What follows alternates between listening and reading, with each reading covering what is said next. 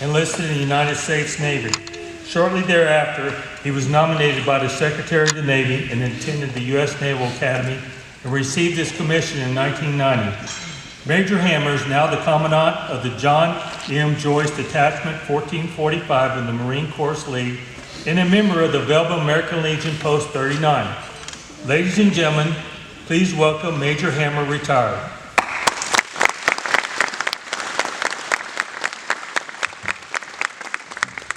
Thank you, Lowell, and thank you to Robin Breckus and the Dakota Territory Area Museum for putting on this event and for inviting me to speak here today.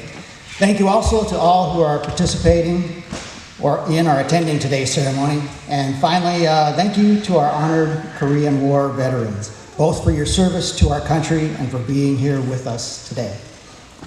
I'd like to point out that I have put this uniform on twice recently, and both of those times the weather has turned unseasonably cool.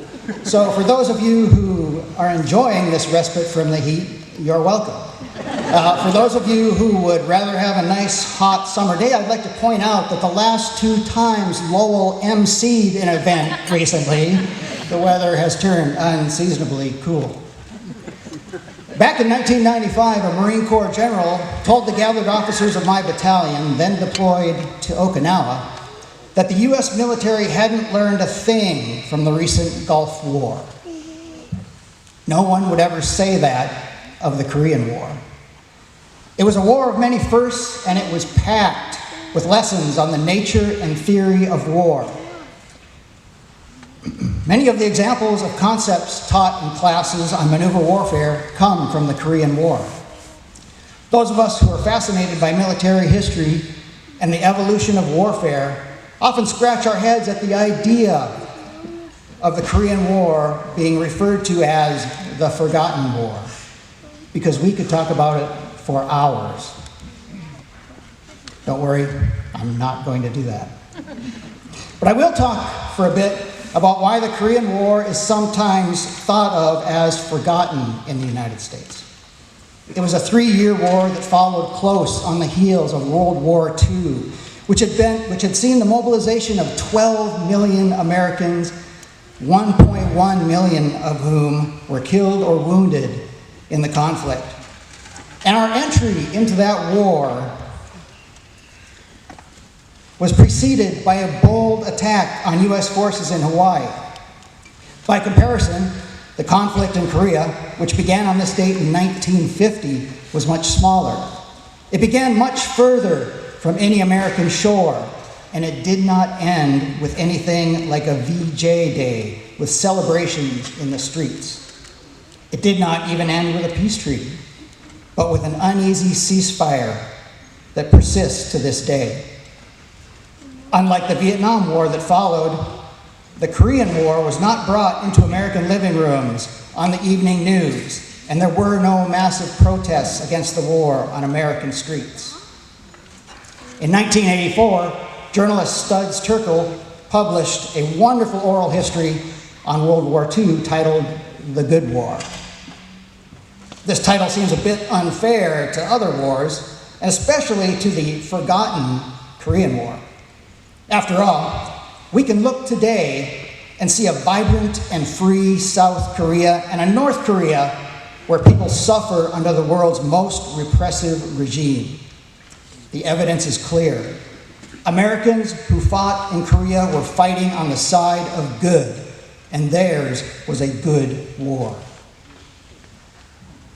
The Korean War was the first under the Department of Defense instead of the War Department, and with the United States Air Force as a service separate from the Army. It was the first war fought under the new paradigm of the Cold War. In the year preceding the Korean War, the Soviet Union under Joseph Stalin had developed their own atomic bomb and set up a communist regime in North Korea under Kim Il-sung. Also in 1949, communists under Mao Zedong had prevailed in China's civil war. The Korean War was the first conflict in which the United States' stated objective was not the complete destruction and surrender of enemy forces. Instead, the goal was to reestablish the post-World War II border at the 38th parallel. The United Nations had formed in 1945, and the Korean War was the first conflict in which the United Nations voted to intervene. The Soviet Union could have vetoed that decision, but they had stomped out 6 months earlier in a separate dispute over China. The US military fired more artillery rounds in 3 years in Korea than in the entirety of World War II.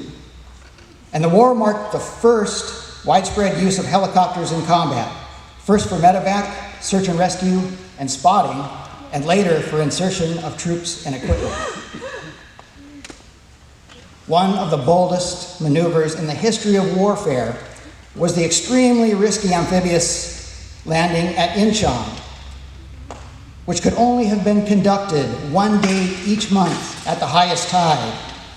Any delay in the operation could have stranded the landing force on broad mudflats surrounding the port.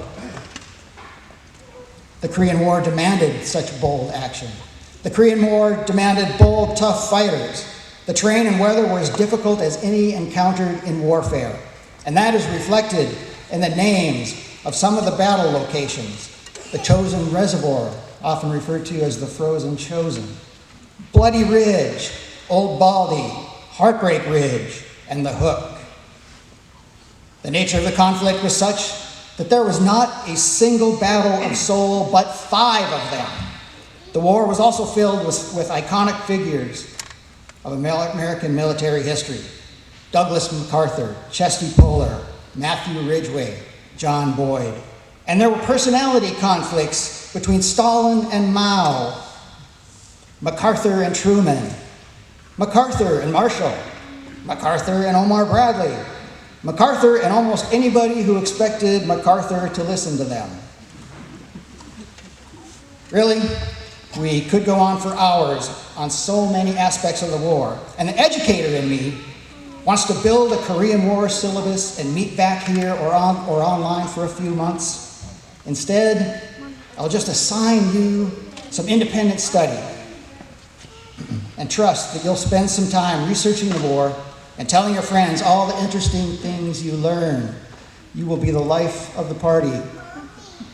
In the end, we are blessed to live in a country where any war could be called forgotten. We are blessed by geography and prosperity and by a military that swears its oath to the Constitution and not to a dictator or party or even a particular patch of earth. Sure, we know that there are many Americans who couldn't find Korea on a map, but the same can be said of Vietnam, Afghanistan, Iraq, and North Dakota. But there are many of us who can find those places and who will always remember and revere and share what we know of the Korean War. And as long as that is true, and I believe that it always will be, the Korean War and all who served in it will never be forgotten. Thank you, Major.